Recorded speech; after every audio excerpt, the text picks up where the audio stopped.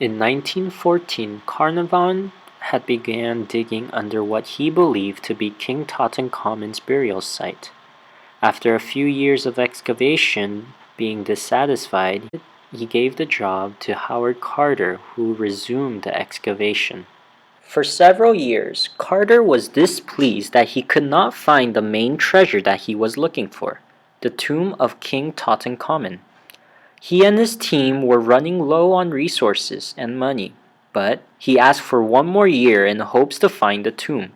Miraculously, in 1922, he stumbled across the tomb, making one of the world's largest discoveries. In this video, we will talk about two of the many items found in King Tutankhamun's tomb.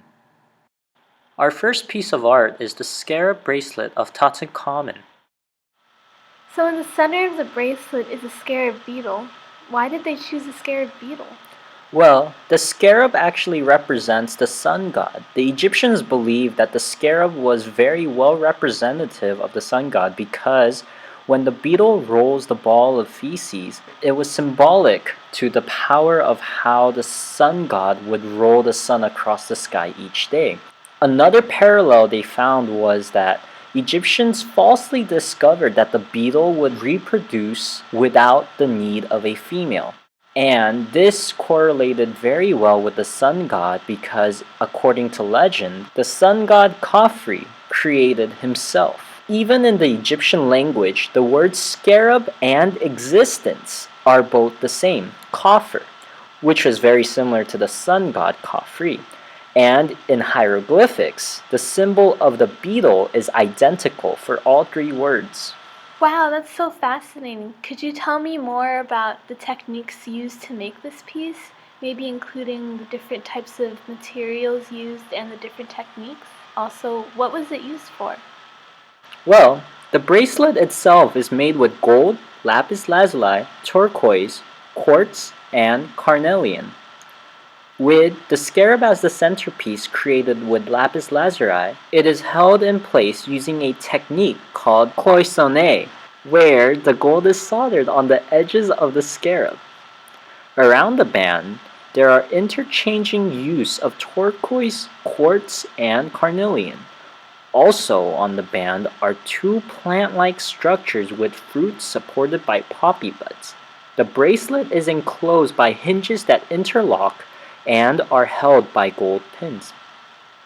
So what's really fascinating about this piece is that its small circumference indicates that it was created for King Tut for when he was a child. Why didn't they use a black metal or a black glass? Because the scarab beetle in reality is actually black. The Egyptians could not replicate the scarab's actual black color because there was a rarity in finding obsidian or volcanic glass. However, choosing lapis lazuli in place of a black substance helped symbolize fertility and good fortune. Oh, I see. Let's move on to the next piece. Our second piece is the bed of the divine cow. Why did they choose a cow? Well, the Egyptians believed that when a pharaoh died, they should be fully prepared for the afterlife. The divine cow represented the cow goddess Mehet-Weret, who was the goddess of streaming water and played a large role in the creation and rebirth. Mehet-Weret. Could you tell me more about her? Well, she was widely known and mentioned in the Egyptians' Book of the Dead, which contains spells to help the dead reach the afterlife. So, as depicted in the bed of the divine cow, the cow's head holds a sun disk between her horns. Mehet-Weret was constantly depicted in human form and in cow form, that she held the sun disk, symbolizing that she was the eye and mother of Ra.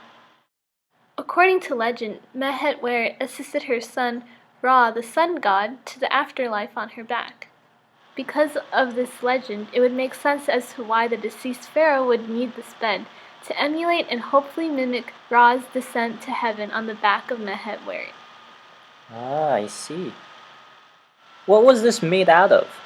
Well, it was made out of wood and coated with gold.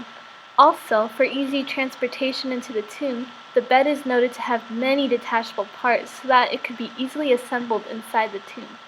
Amazing. So, how did they find it, or where was it found? It was found in the antechamber of his tomb, next to two other surrounding funerary beds, each in the shape of a hippopotamus and a lion.